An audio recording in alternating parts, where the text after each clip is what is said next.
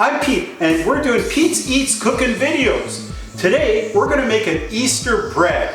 We're gonna, I know the Italian people, the Portuguese people, the Polish people, the Ukrainian people, they all have their own Easter breads, but they're all really similar. They're sweet, and they're rich, and they're delicious. And we're gonna make the Ukrainian Easter bread, or Paska, today. Okay, so what you're gonna need for this is obviously eggs, a dozen eggs, a cup of butter, sugar, yeast, salt, and water. Oh, a little bit of milk too. Now, if you read these recipes, they seem really complicated, but I'm gonna make it really simple. So follow along and you'll have fabulous bread in no time. To begin with, I've got about 1/3 of a cup of flour and a cup of boiled milk. I boiled this milk in the microwave. I'm just gonna pour that right in, and then I'm gonna beat it up, okay? So it's really hot boiled milk. And remember, all the ingredients, as per usual, will be in the bottom bar below the video. So I'm gonna just beat up this paste now, okay? That should be good enough. We'll just let that cool right down now, okay? So give a little bit time to cool. Now what I'm gonna do while that paste is cooling down, I'm gonna take about a 1/2 cup of lukewarm water. So a 1/2 cup of lukewarm water. And I'm gonna take 2 teaspoonfuls of sugar. I'm gonna put 2 teaspoonfuls of sugar into that lukewarm water. And I'm gonna mix it up. And now what I need to do is I'm gonna put the yeast in. Now I have this fast-acting yeast. It's the one that the granules are sort of crushed up a bit. But in any instance, what you need is about 2 good tablespoons of that yeast. Of course, it depends on how old the yeast is and so forth and so on. And the actual recipe that I used to follow calls for the traditional yeast. It really doesn't matter. We just want to give that a bit of time to soften up. So once that is all softened up, we're going to add it to the paste mixture. It'll take about 5 minutes. It should start to get a little bit bubbly, and you'll see that it's all softened up, that yeast. Okay, as you can see, the yeast is foamed up nicely, and it's nice and soft now, and I have the flour milk mixture here as well.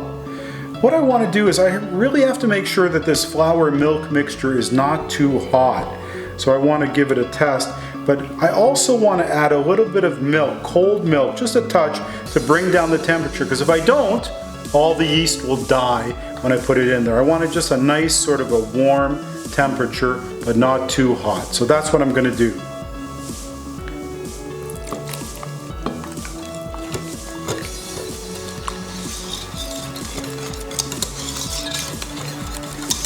Add the yeast mixture.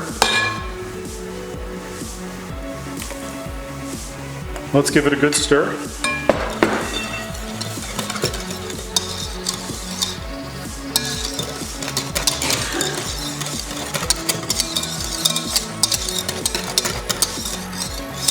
Okay, I'm now going to leave that alone and let that really work itself up and become nice and soft and spongy and bubbly, and then we'll add it to the egg mixture. So I have in the bowl here, I have about 10 egg yolks, large egg yolks, and 2 whole eggs. So in total 12 eggs, a nice dozen, and I've got them in the bowl here, and I'm going to whisk them up a bit. So I want to keep them nicely whisked. And as I'm whisking them up, I want to slowly add about a cup of sugar. So I'm going to add my cup of sugar in nice and slow to the mixture.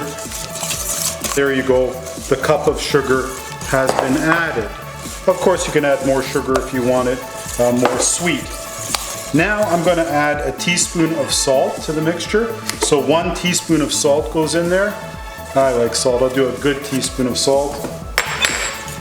And also now a full cup of melted butter. I've melted this butter in the microwave. I'm going to slowly add this melted butter into the mixture, and I'm going to whisk it all up, okay? So that's nicely mixed in. Also going to add 1 tablespoon of vanilla. Such a lovely, nice vanilla.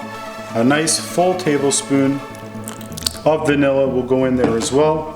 And I'm gonna whisk that up for a while. I want it to get nice and soft and as fluffy as I can sort of handle. So I don't want it heavy, I want to whisk it up. So I'm gonna whisk it up for a couple minutes here and we'll see you back. Okay, so the egg mixture has come up nicely. I've mixed it for about five minutes. It's nice and fluffy. And as we come across, you'll see that the yeast and milk has really risen nicely, and I'm going to add the two together now. So I'm going to add the eggs to the yeast and egg mixture and milk mixture. And just to note, you'll see that I had the yeast in the bigger bowl. So I've got everything going into that yeast mixture. That's all being dumped into the big bowl that the yeast mixture was in. That's a bit of a tip for you. And there you go. And so let's just mix that up for a second. And then what I'm going to do is I'm going to put the flour into that and make a nice soft dough. Okay, so what I'm going to do now is I'm going to add about 6 cups of flour to make a nice soft dough. Now, no one here can tell you how much flour you have to add. It depends on the humidity and everything else. So I'm going to mix this up. That's about 3.5 cups there, maybe 4 cups. I'm going to put a bit more, and then I'm going to turn it out onto the work surface and I'm going to knead it. So let's do one more good healthy cup. That's getting there. You remember, you want a nice soft dough. This is a critical step, is really understanding how much flour to put in. That's still a little bit on the wet side. I think that should be it. That's going to be a nice soft dough. And I'm going to turn that out onto the work surface now. And I'm going to knead it. And we'll show you how to do that. It's really easy. We'll show you how to do that. Maybe it's a little bit soft. I might add a little bit more flour. But anyway, let's get it onto the work surface. So I've got the dough out on the board, and what I do is I do throw a little bit of extra flour into the bowl to sort of get out those last little crumbs and to clean off the spoon. But it's now onto the surface here, and what I'm going to do is I'm going to knead it. And kneading it is really just putting it over on itself over and over again. And if I need, I'll add a little bit of flour. A really handy thing to have in the kitchen is a dough scraper. The dough scraper really helps you to bring it all together, especially in the early stages when it still hasn't really formed, sort of glutinous stage. So I'm going to knead this. It looks like it's still a little bit sticky. I don't want to overdo it, but I think I still do need a little bit more flour. So I'm going to add a little bit more flour to the work surface, and I'm going to knead this over and over and over again. I'm going to do it for about 10 minutes until it becomes really, really nice and a full dough where it stretches onto itself beautifully. So I'll see you in about 10 minutes. Quarter turn, quarter turn, quarter turn, and that's it. About 10 minutes of that. It's about 5 minutes now, and we're starting to get there. Need about another 5 minutes. Get it really nice and ready to go. Okay, that's been about 10 minutes, and so I have a nice dough now. I'm going to put that right in the bowl, and I'm going to let that rise until it doubles in size, until in this case it sort of fills up the whole bowl, and we'll be ready to go after that. So let's give it about an hour in a nice warm place. I'm going to cover it so that it stays nice and moist, and away we go. Okay, I've got a nice tea towel. I've made it nice and damp, so I've got a damp cloth. I'm going to cover that in a nice damp cloth and let it go till it's risen right up. Okay, we've got this risen up nicely now. It's almost at the top. What we're going to do is we're going to take it out and knead it down, and we're going to put it into the forms. The forms are usually straight edged. An old can will do fine. We're going to butter it up really nicely and put the dough in here to about a third way up. So let's begin.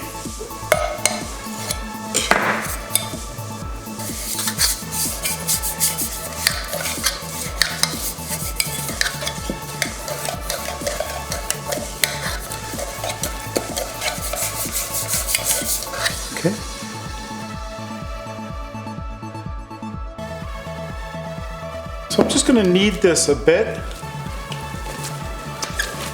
And now let's get it into the forms. I want to get the forms about 1/3 full. And you want at the top of the dough to have a really nice even skin.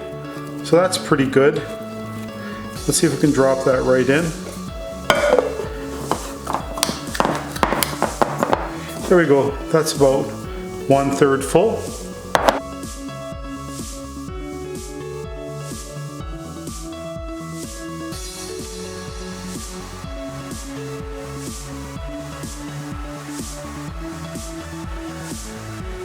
And this one,